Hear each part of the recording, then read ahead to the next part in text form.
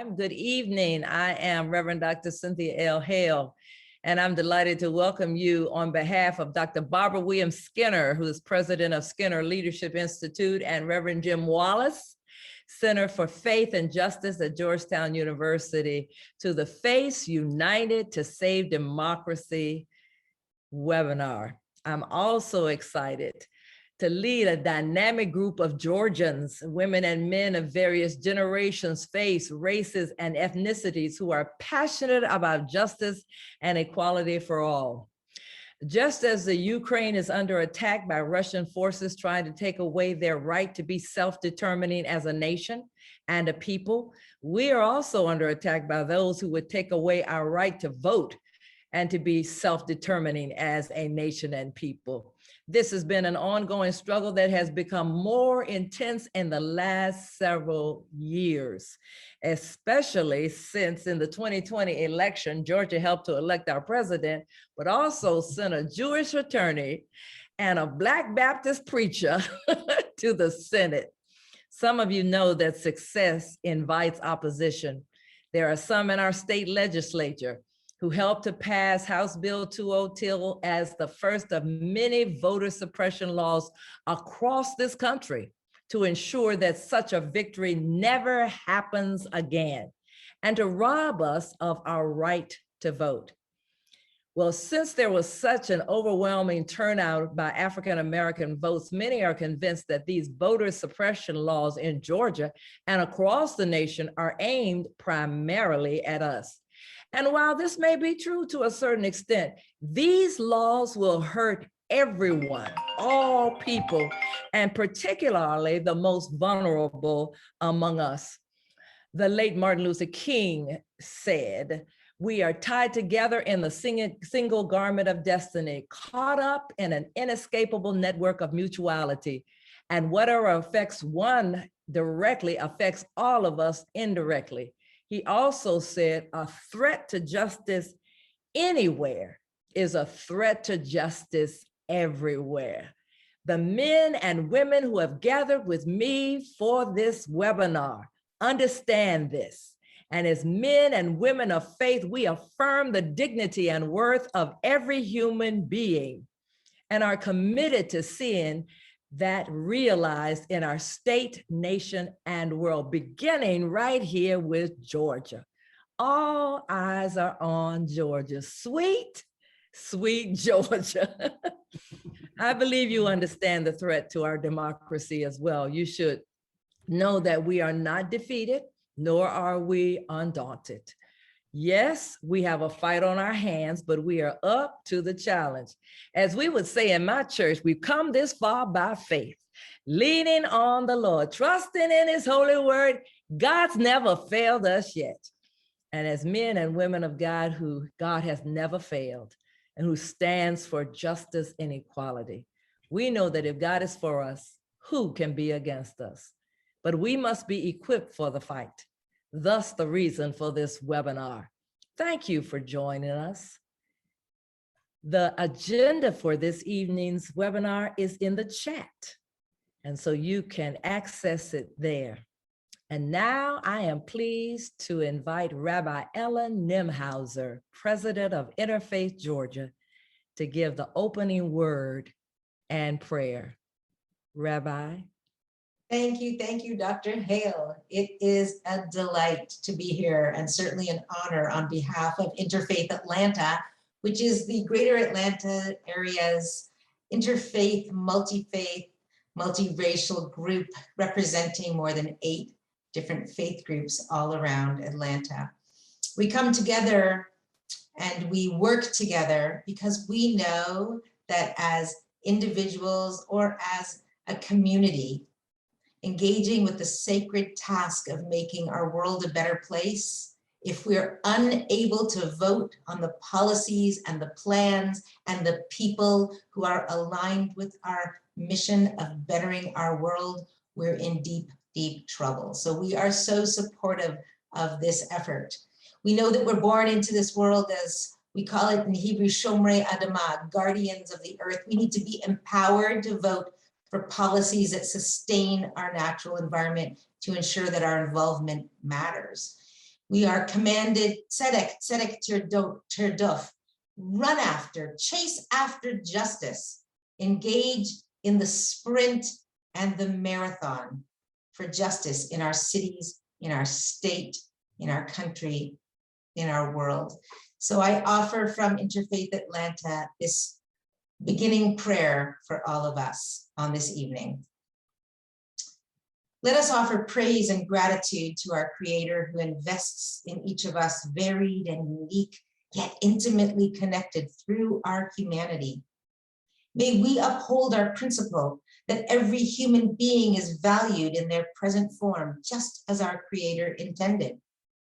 May our heartfelt impulses, the words we speak, the work of our hands be blessed with success, and may we walk the paths of peace and forge a root of harmony with members of our human family.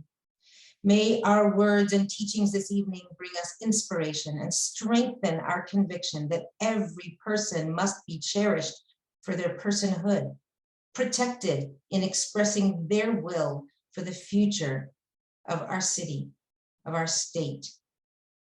And we need to protect their right to vote to ensure this human value. Bless those who are here in sacred partnership, and bless those who are not here yet, that they may soon see a path to join us in this effort, as together we say, Amen. Thank you so much, Rabbi Nimhauser. It was a beautiful greeting and prayer. I am privileged to serve as the state lead for Georgia, but the real leader, my leader, is the Reverend Dr. Barbara Williams Skinner. And so we will hear from her now as she gives us the purpose for this webinar. Thank you so much, Dr. Hale. Georgia is in great shape with a leader like Dr. Hale. She is unrelenting and just making sure that people have what they need. It was the late, great John Lewis who said the right to vote is the most powerful nonviolent tool we have, almost sacred. And it really is. And that's why we're here tonight. I'm so glad to see you all. And I'm so grateful to serve as a coordinator for the Faith United to Save Democracy. And our democracy is worth saving. And the Faith United to Save Democracy is simply a nonpartisan, interfaith, multiracial, and intergenerational effort to provide you and those in our other 9 states the tools and resources needed to make the vote accessible. These anti-voting laws, 440 altogether in 49 states, Georgia and Texas being the most egregious, really make people feel that they can't vote. And tonight we're going to show you in just a moment in this amazing toolkit that Jim Wallace and Adam Taylor and Terrence McKinley and I put together just to give you the simple information that you'll need in your mosque and your synagogues and your churches so that people can have exactly what they need to be able to vote. And so I'm going to ask our tech to put it up right now so that we can go through it very quickly. And let me tell you this, that we have this put this toolkit not only in English, but also in Spanish, if you have a Spanish language constituency that you serve. And I'll go through this in just a few minutes, but I want to also let you know that you can access it through turnoutsunday.com. That's turnoutsunday.com. I'm going to ask the tech to move it forward for me because my system has gone out here. So the next you'll see, we're going to go past the agenda. We go right to the slide with the 4 phases on it. I want to talk about the phases of the campaign. Of course, these are our leaders. You see Dr. Hale and so many others there across the nation. And we have the best leaders to guide this campaign. Simply put, 4 phases of the campaign, and we want you to be involved in all 4 phases because Georgia, we have got to be ready all the way to November 8th. The first phase is what we're in right now, voter education, voter identification, helping people to know exactly what the tools are to vote. We're doing that across the nation. What is at stake that would make your young people come out, make your people who are turned off come out? And what are the rights that will help us to be able to know what ID we need? So we take the right ID, and we're going to talk about that. Second phase will be starting in April. We are watching. We are watching Georgia's Secretary of State. We are watching secretaries of state across the country to make sure the elections are free, fair, and safe. That's the next phase. We'll have secretaries of state or whoever will meet with us to tell us exactly how many drop boxes, if there are drop boxes, where will they be? Exactly where have the polling sites been moved, if they've been moved. And then the third phase will be hopefully we'll be able to be out and about in rallies, out getting our people organized and energized to vote in the segment called voter mobilization. We've got to mobilize our people. They've got to get energized to get out and vote. And by the way, if they have to cut off everything, that we can still vote. But we have to say to people, no matter what they've blocked, you can still vote.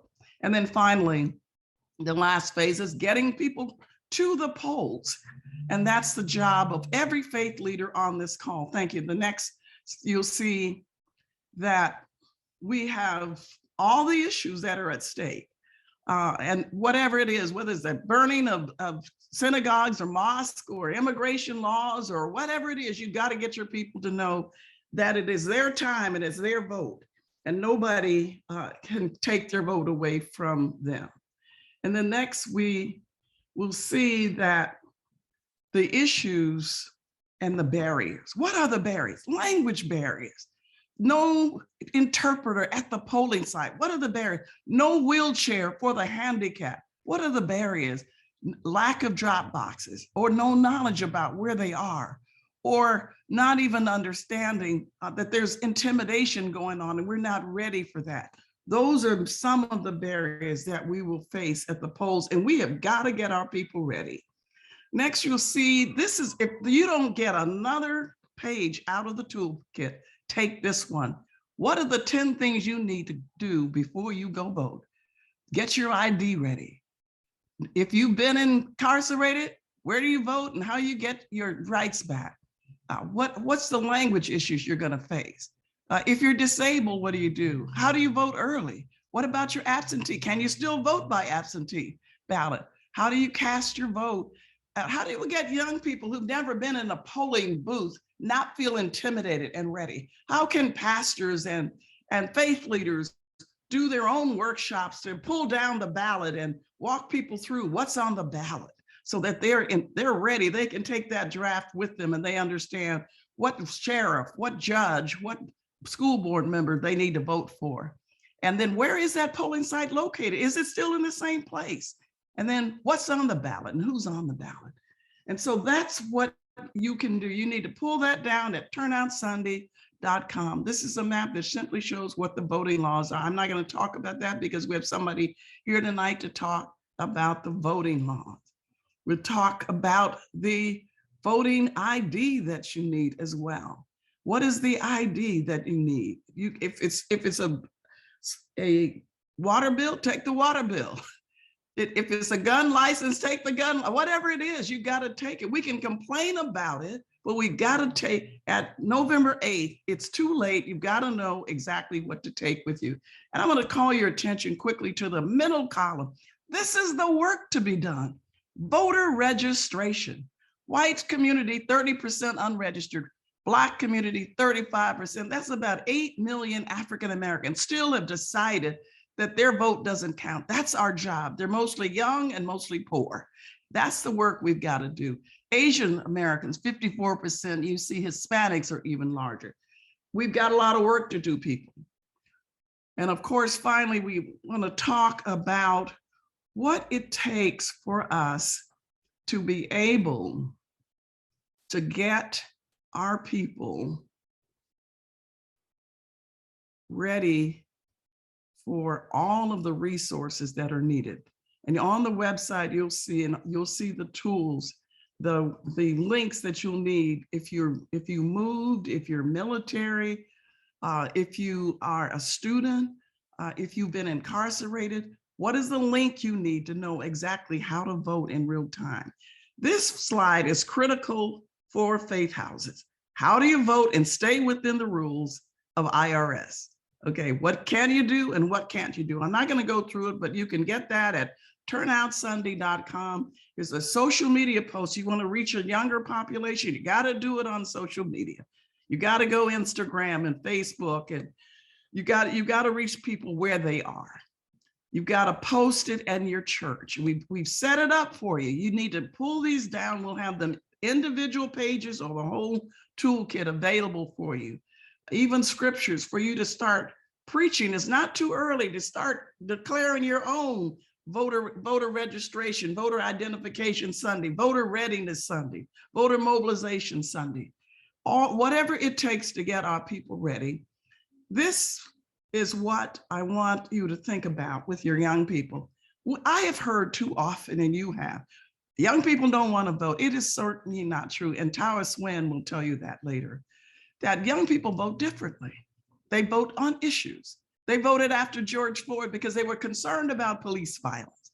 They are concerned about some of the same issues today. So if you're talking to young people, you've got to talk. You can't talk about who died in the civil rights movement. You got to talk about what matters to them right now. And the final thing I want you to know is that we will be doing in the final phase what we call a poll chaplain program. It is the people of God's responsibility to protect the vulnerable. And how, as Dr. Hale can tell you, as she organized chaplain at the polls in Georgia, and Lee May and others, Pastor Lee May and others organized people to go and stand with those who need support and help through our clergy hotline and the like. Get the toolkit at turnoutsunday.com. Get yourselves ready. It's 6 months, but you know 6 months will come just like that, Dr. Hale. But we can be ready. We must be ready, Rabbi Ellen, and we will be ready thanks to your help. God bless you. God bless you, Dr. Barbara. Thank you. This really is an incredible toolkit. And so you want to download that. May I also say that Dr. Barbara mentioned that it has been translated into Spanish, and Reverend Carlos Malavi, who did that translation, is on the line with us here, a part of the webinar. And so we want to thank you, sir. And thank you, Dr. Barbara, along with your co-conspirator, who is the Reverend Jim Wallace, who is going to come now to talk to us about the moral mission of the campaign. This is our bishop. All eyes are on Georgia. All eyes are on Georgia because the people who want to destroy democracy are afraid of what you did last time. Mm-hmm. And they're afraid that you will do it again. And when they see or hear how many people are on this call, they're really going to be scared. So I just told Dr. Hale before this call, I use Georgia as a case study in my ethics course at the McCourt School of Public Policy at Georgetown just today. So Stephen Levitsky was in my class. He's the Harvard professor who said this. His book is How Democracies Die. That's his book, best-selling book. He says, if we cannot achieve a genuine multiracial democracy in America, there will be no democracy in America. It will further degenerate and it will die. It will become a racialized white minority rule. So as Dr. Hale said, we're not just in this for ourselves, we're in this to save democracy. So we're gonna not just do it politically, we're gonna go right to ethics and religion. So democracy equals dignity. It means dignity for everyone to have their voice, and as Dr. Barbara said, their precious vote.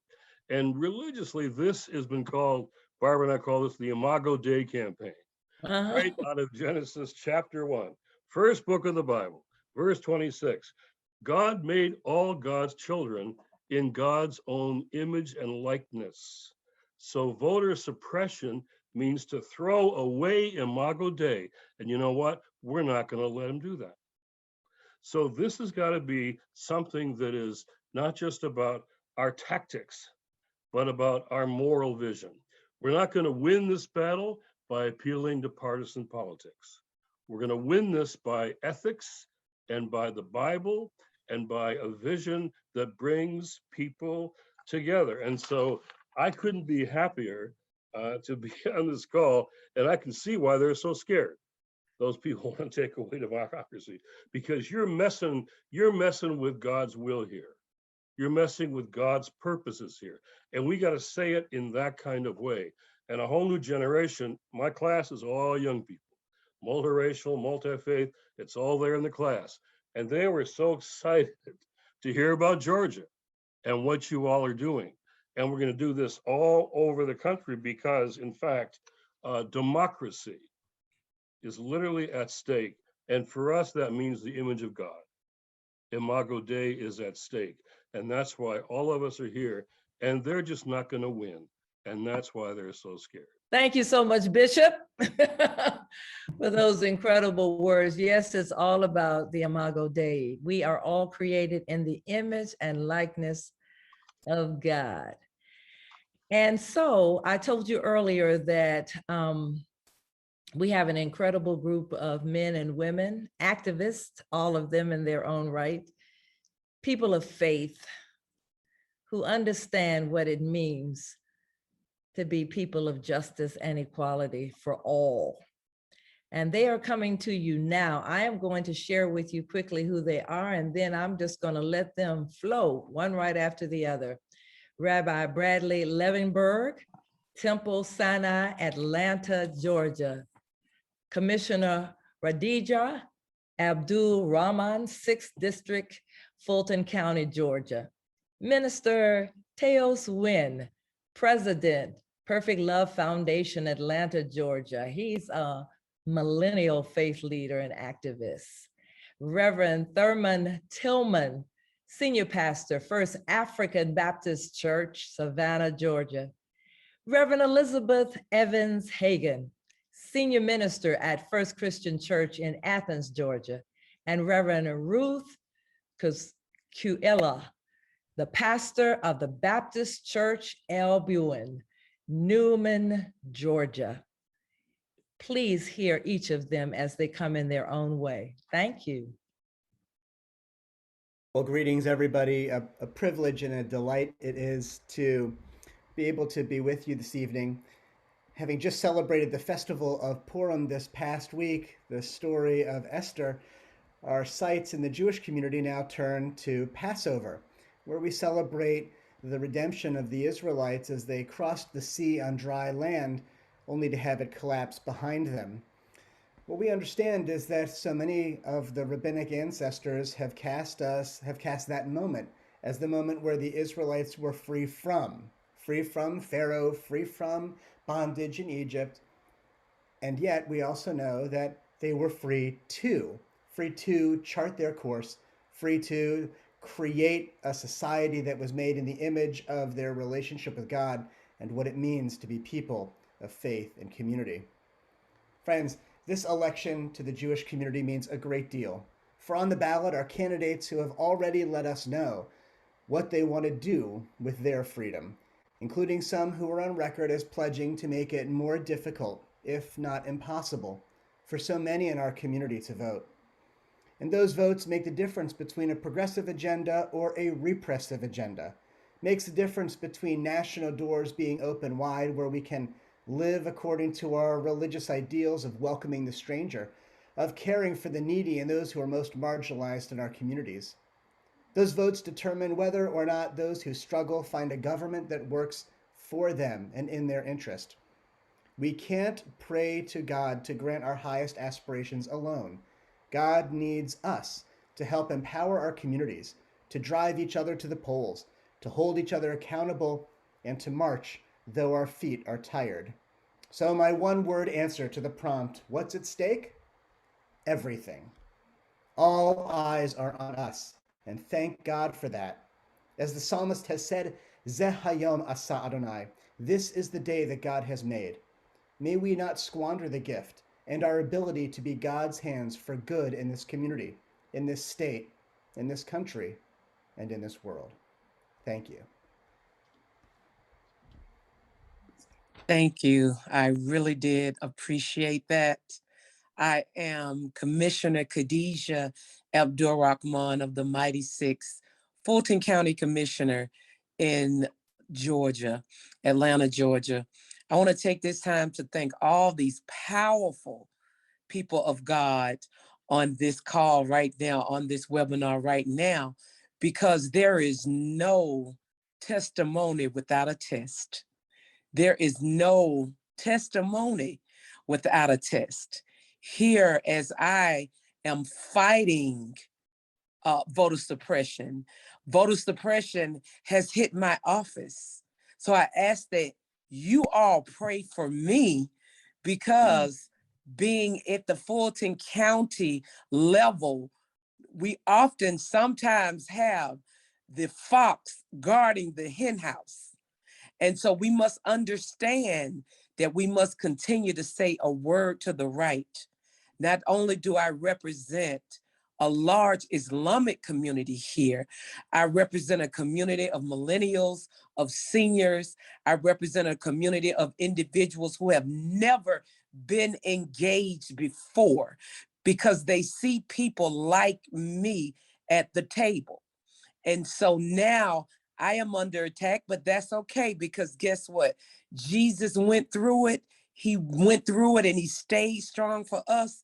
And so what I'm going through right now with voter suppression, because of my voice that I will always lift up for the lesser of these and those that don't have a seat at the table, whether they're Muslim, whether they're Christian, or whether they're Jew, they are all people of God. And I will make sure, while the eyes of Georgia, the eyes of this world are on Georgia, that I will fight with every last breath to make sure everyone who is supposed to vote will vote, and that vote will be counted. There is no way of turning back now. I will not turn back, and I will continue to lift my voice for the people of God, because everybody is not at the table, but everybody deserves a voice at the table. And the best way to make sure that those who don't want us to have a seat at the table is to raise our voices through the ballot box. Thank you for this honorable journey, and thank you for allowing me to sit among people who know that there is power in prayer. Thank you. Hello, everyone. My name is Teos Wynn of the Perfect Love Foundation, where our work is really centered around really spreading the operation of love. And so what we want to do is we want to make sure that operation of love is tangible and that it applies and reaches all people. Because at the end of the day, we truly believe that everyone matters, everyone deserves respect, and everyone can make a difference, which is the point of us all gathering here today. Because we truly believe that everyone deserves the fundamental right to vote. And as everyone has mentioned prior to me, this fundamental right is definitely under attack in the upcoming elections. But one thing we have to understand is when we're willing to compromise the system at large, or what compromises the system at large, is when we're willing to compromise on all the mechanisms that make that system possible in the first place. And so when we talk about democracy, this fundamental right to vote is critical and something that we all must work and galvanize to protect and make sure that everyone has access to the ballot, because everyone deserves a voice in this moment. There are too many things on the line. Right now is not the time to give up. Now is not the time to tuck away based on congressional failures and such that may not have standardized the right to vote. Now's not the time to sulk. Now's the time more than ever for us to galvanize like never before. Martin Luther King said, "Those who love peace must learn to galvanize and organize as effectively as those who love war." And so right now, we're not just talking about a war between different nations. We're talking about wars of ideologies, wars of individuals who think that not everyone should have the right and ability to have a voice in this moment. And so right now, so much is on the line, so much is on the table, but we have to be encouraged, and now more than ever, We have to organize to be the change that we want to see. And what does that mean? When we're talking about purging taking place at voter rolls, when we're talking about all different forms of voter suppression, when we're talking about limited ballot access, it's our responsibility, and we can never forget the power that we have as citizens and the power that we have as believers to use our voice, to use our authority, and to walk in boldness and declare that now is the time. Now is the time for us to step up. Now is the time for us to come together. And that's one thing I love about this initiative, the fact that it's interfaith, so many different individuals from all backgrounds, all ethnicities coming together to protect what is the most fundamental right of our democracy. Without this right to vote, nothing else exists, because everything hinges upon this. And so now we have to do everything in our power to make sure that we're exercising our voice, not just for ourselves, but for everyone in this country to be heard. All right, if it's me, I'm ready to go. Listen, this is the time. Let me just say to us briefly, we've had a number of messages already. I don't want to repeat any of that. I just want to say, let us not be weary in well-doing. For in due season, we will reap if we faint not. Now, we've already were able to reap some from the 2020 election. That's why there are so many voter suppression laws put out there, because we've already begun to reap and see what can be. Oh my goodness. With all of the laws that they've done, everything they've been trying to do to keep us from voting, it ought to let everybody else know how important it is to vote. And it doesn't matter what the roadblocks are. It doesn't matter how they try to stop us, how to suppress us. We have to let people know, even those who did not have an opportunity, who did not take the opportunity to vote in 2020, now you have an opportunity. Now you can get registered. Now you can vote. Yes, you must check this, make sure that even if you've been incarcerated, that you now can vote now. All of the information that we have on the turnoutsavannah.com, we need to put everybody there to get the information. There's enough information for every category of life, for every category of interest. There's enough information. Somebody has to be interested in something that we have. So find out that piece that they're interested in and make sure that they're doing their best to make the difference in their community. We're doing it in South Georgia, Middle Georgia, and we're so excited working with Dr. Hale, working with Brother May, working with everybody else in the state of Georgia. But we're going even beyond the state of Georgia, because we have friends, relatives, and others all throughout the United States. And if they think that we voted in 2020, oh, just wait for 2022 and 2024. We on it now, because we will not be weary in well-doing, because we will reap if we faint not. Greetings, my friends from Athens, Georgia. I am so happy to be with you this evening. I am a new resident of the state of Georgia. I most recently moved from the Washington, D.C. area, and what a time it is to live in Georgia. How exciting it is to be here in the state where things are changing and the spirit is moving, and we're going to be doing some wonderful things together. Besides being a great year for football in Georgia, to be here, it is a great time to do God's work and to bring people together.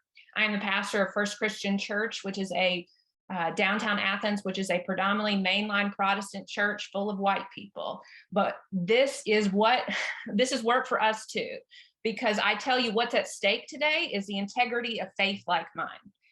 What is at stake is the fact that I have to remember, and people who look like me have to remember, that getting out the vote is about all of our neighbors being included in this beautiful, amazing country in which we live.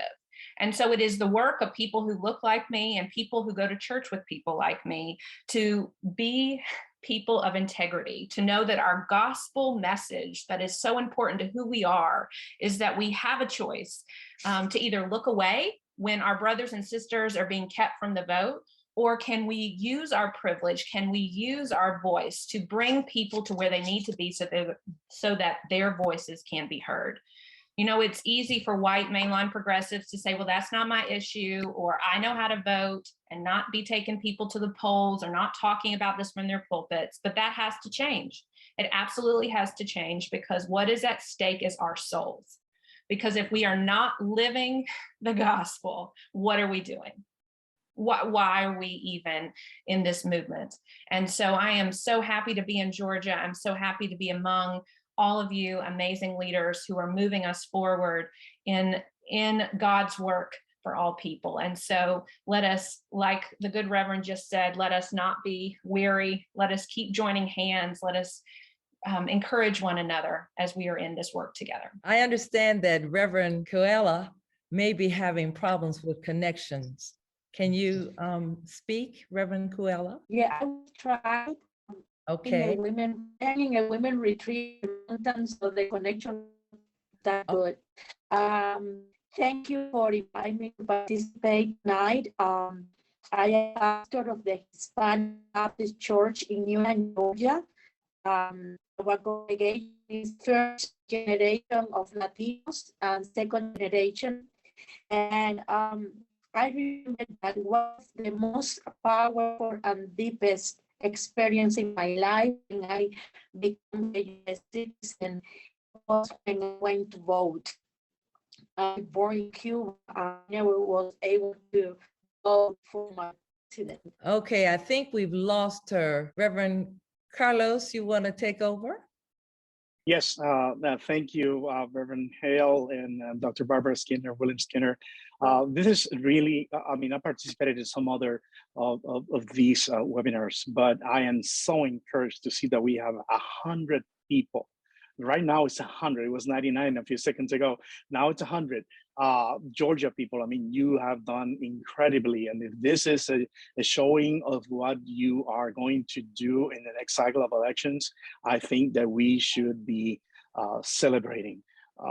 I can tell you that the Reverend Cuellar was sharing with me, as I was talking to her a couple of weeks ago, that she has been involved in her church with voter registration. And last elections in their church, they did the work of taking people and make sure that they were registered. So I think that tells you that we have Latino pastors, both men and women, who are committed to have our Latino community register and ready to vote. Let me just give you a few numbers of Latinos. The Latino electorate in Georgia has been growing, and it has been increasing for the last many years, outperforming national Latino participation.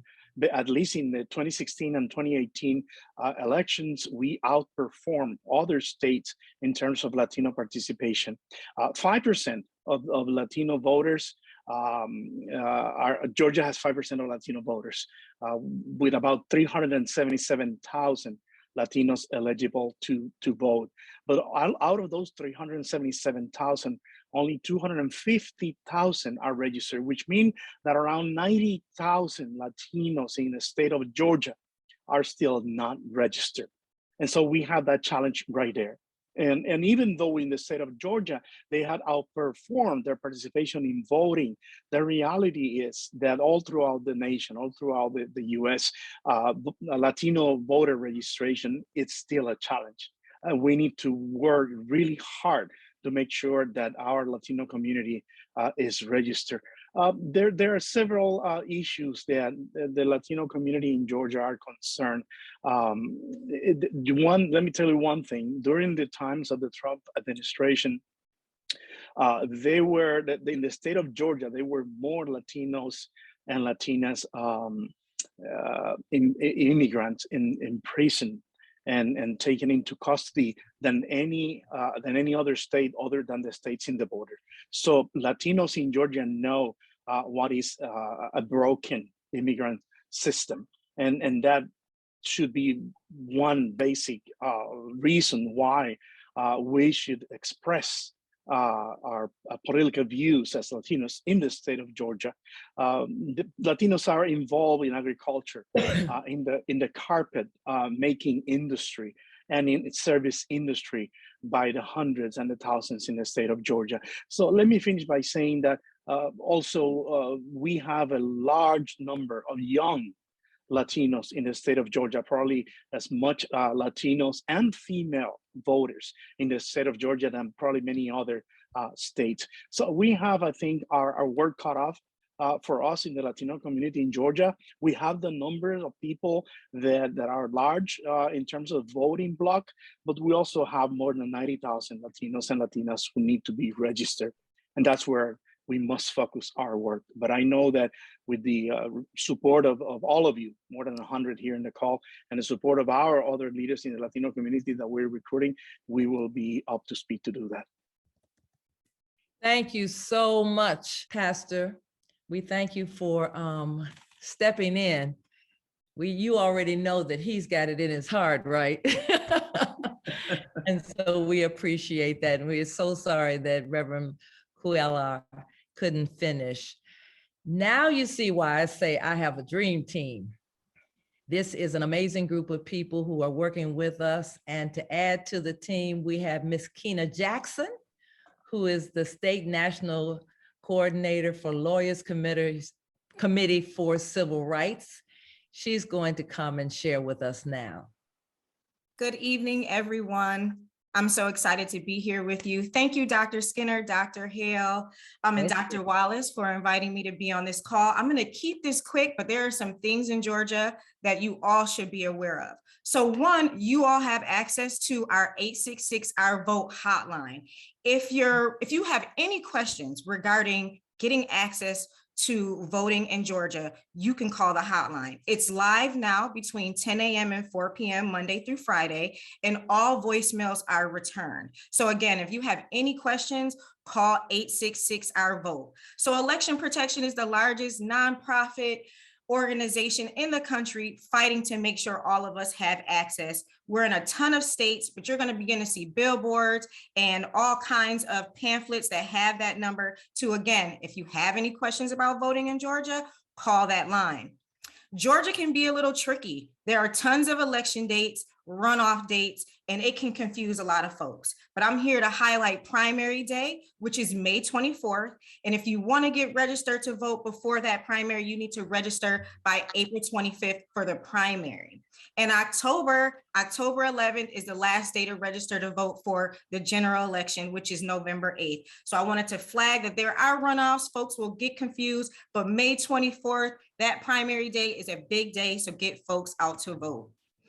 Online registration. In Georgia, you can register to vote online, and you can also track your absentee ballot online. Now, the absentee ballot portal is not live yet, but it will be soon. So if folks are interested in registering or requesting an absentee ballot in Georgia, and they have questions, call 866 Our Vote. We have folks that will return that call, that will pick up that line to give them information about how to request an absentee ballot and how to track it.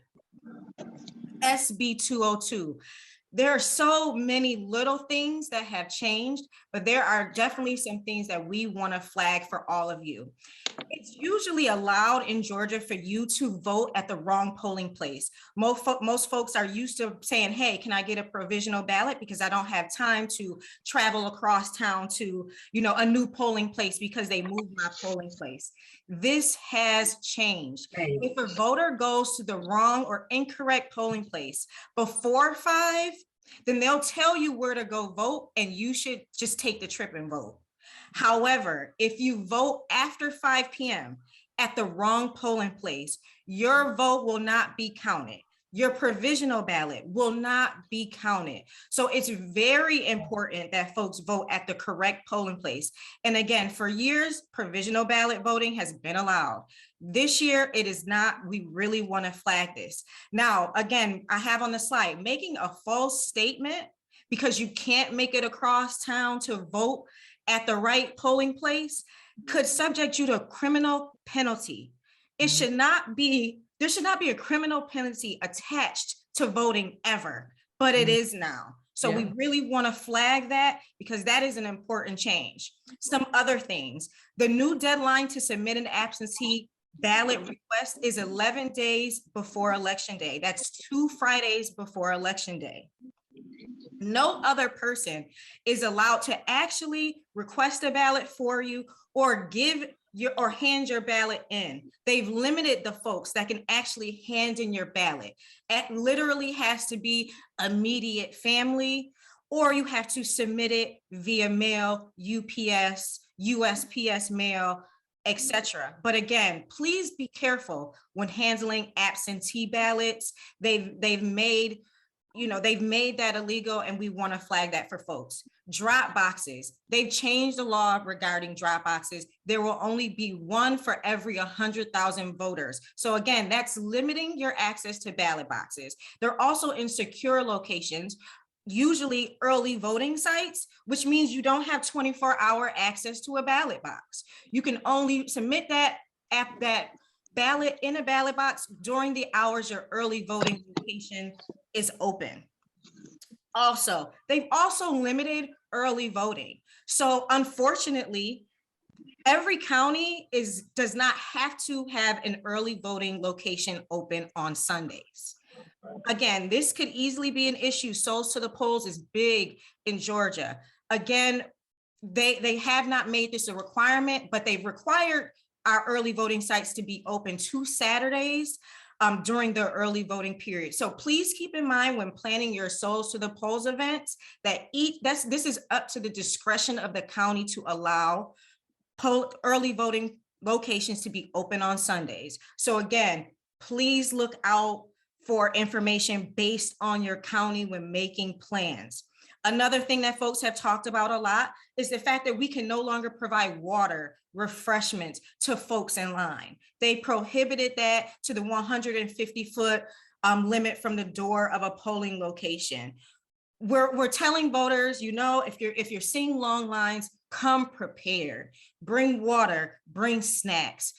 Again, these things that are so true to Georgia and we've become so accustomed to, they've decided to change. And again, if you have any questions about all of this, call 866-OUR-VOTE, and I'll make sure I share this slide presentation with Dr. Skinner to share with you after this call.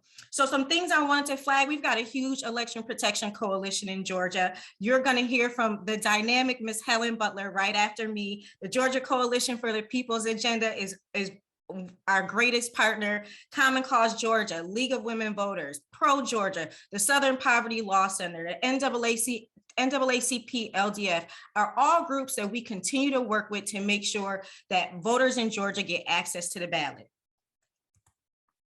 So again, I just want to highlight the importance of our free hotlines. 866-OUR-VOTE is our English hotline. Again, that is open Monday through Friday, 10 a.m. to 4 p.m. Now, that is going to expand as we get closer to the election.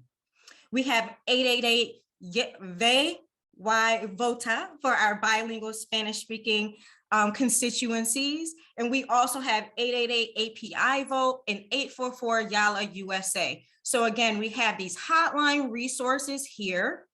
Please use them, share the hotline numbers with all the Georgia voters and we're going to be here to support Dr. Skinner and all the work that you all are doing to make sure communities are engaged in this process in 2022. So I'm going to pass it over to Ms. Helen Butler. Thank you, Kina, and thank you, Dr. Skinner and Dr. Hale, for inviting me to be a part of this dynamic webinar, and it's really wonderful to be with you again.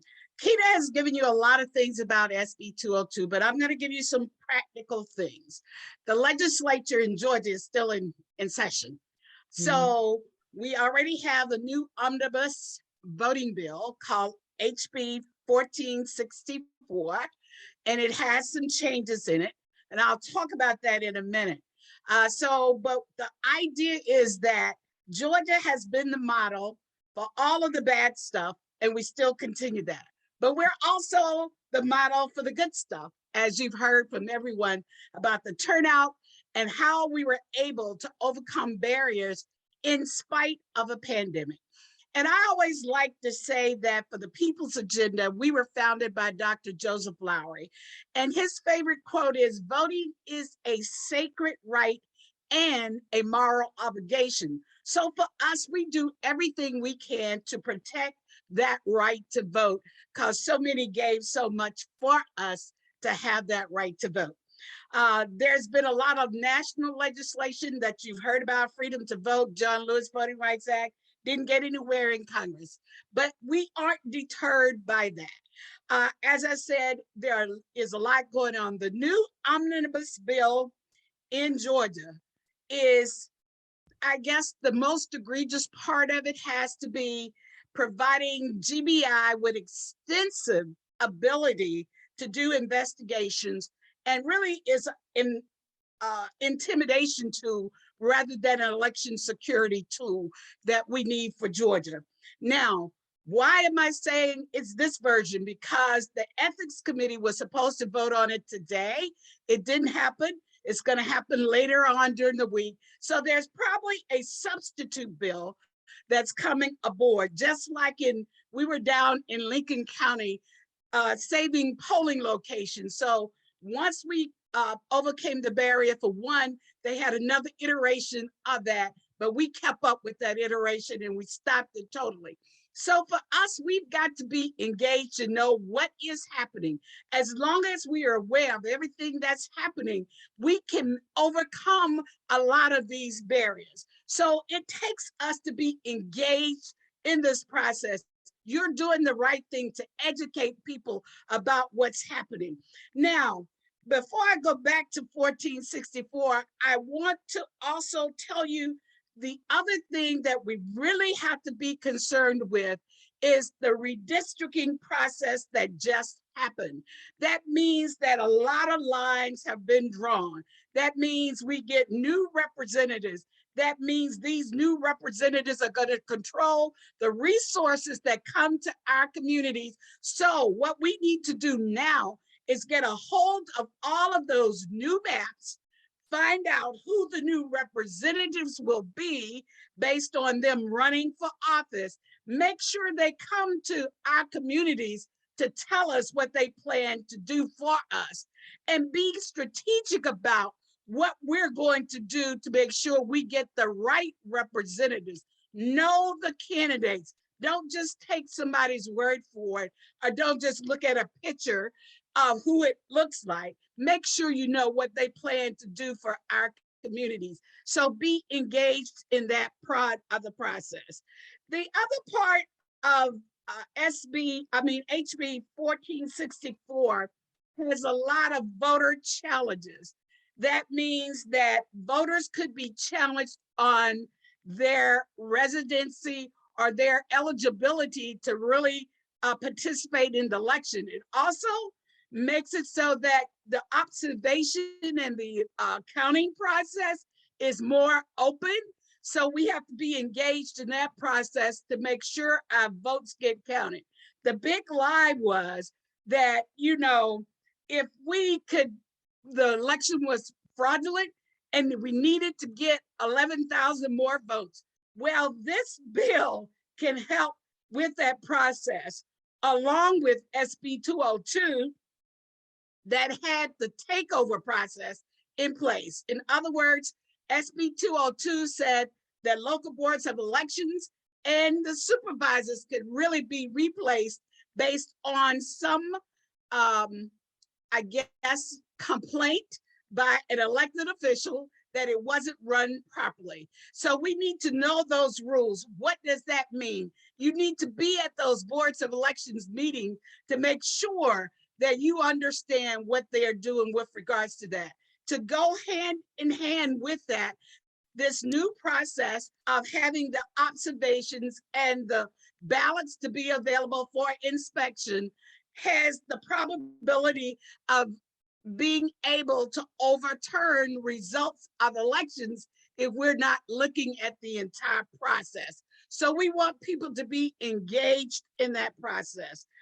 We want you to know what is happening. I won't give you everything in 1464 because, as I said, I'm pretty sure this week they will come up with a substitute that will have different things, because we've been at the Capitol complaining, getting them to change parts of the bills that they made better, but some are still there that are not good. And we want to make sure that the end result does what it's supposed to do.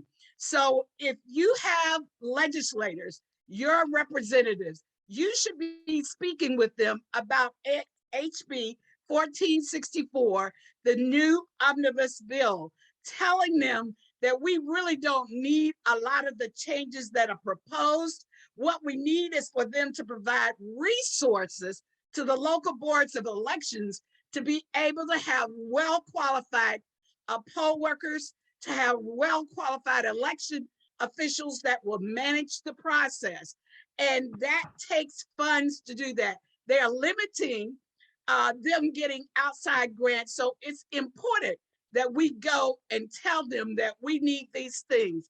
I want to be mindful of the time. I'll be happy to answer questions, but the key thing is knowledge is power. Educate, educate, educate. Mobilize, mobilize, mobilize. If we turn out in record numbers as we did in 2020 and 2021, these bills can't stop us. So I'm saying turn out, get your vehicles, make sure people are there. The absentee ballot process has an ID requirement that you have application has to have an ID just to request the ballot. So make sure you're allowing people, if they don't have a driver's license or state issued ID, that you give them copiers, access to your copier to make copies of their ID, which is a bank statement or some other form of ID that will prove their name and address. So you can do that. We're doing mobile ones. We're doing mobile printers and copiers.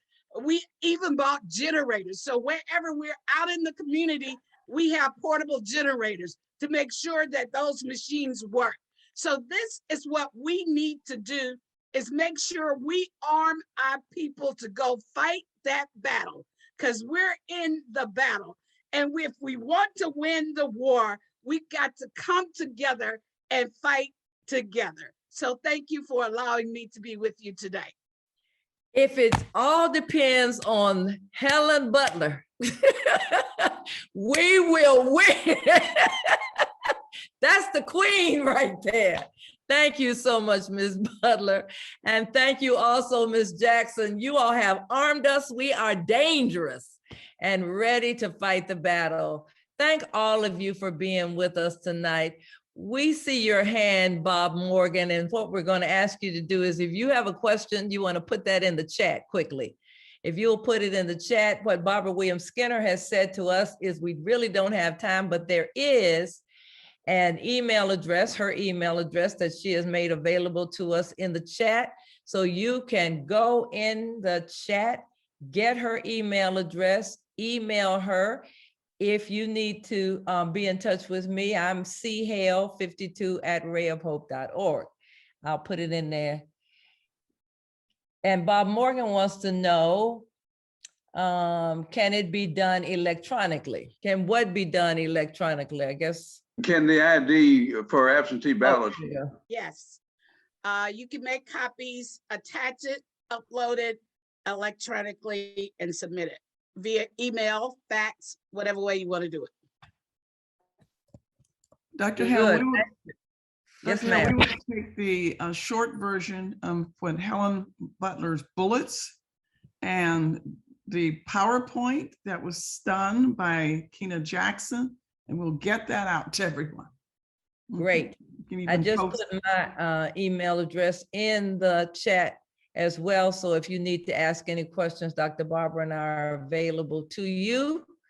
And let's not put too much weight on Dr. Barbara. Be in touch with me. I got you. Okay, next steps. The next phase is April through June. We are watching meetings with our election officials. And so you'll be hearing more about that in the coming days. Thank you again for being with us. To close us out with a word in prayer is the Reverend Lee May, who is president of the CAB Pastors Christian Alliance and my good friend and brother for years. Thank you, Reverend Lee May. Come bless us. Thank you, and thank you all who have led us in all of your various ways on this agenda on this evening. You all, from my perspective, this has been an amazing experience because this is the Imago Day, as as our fearless leader, Bishop Jim Wallace, highlighted earlier, literally, we are the image of God, looking different, different faiths, different racial backgrounds, different experiences, different stories, but coming together as one in unity. Psalms 133 says how good and pleasant it is for brethren to dwell together in unity. And I think that's what you are seeing this evening. And for you who have joined us just to listen, just to hear what you can do, you know, if not now, then when? If not you, then who? We can all do our part to make sure that we are fighting for our democracy.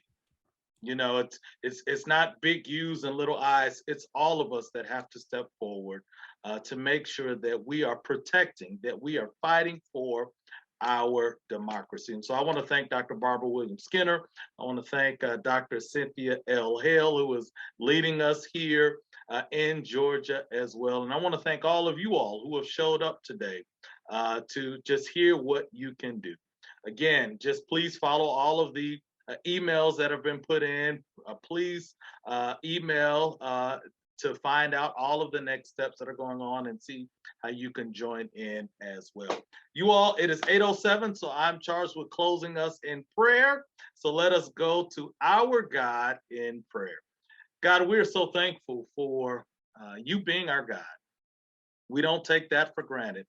We thank you for all of the different reflections of you, God, that are on this line this evening. We thank you for the different backgrounds, experiences, stories, histories, God. We don't take that lightly. And I thank you for allowing us to find our way for about a little over an hour this evening, that we could come together collectively to speak up for the least, the lost, the left out, to speak up for those who don't have a voice for themselves, to speak truth to power, God. And God, I thank you for each and every presenter, each and every person who have joined us this evening to see what they can do. God, we love you this evening. We're so thankful that we can do our part, that you equipped each and every one of us with the power to do our part collectively in unity. We love you. We honor you. We thank you for this moment in time that we can be a part of this historic moment. We love you. It's in your name we pray. We all could say amen together. Amen. Thank Amen. you all. Amen. Bless you. Good We night. appreciate you so much.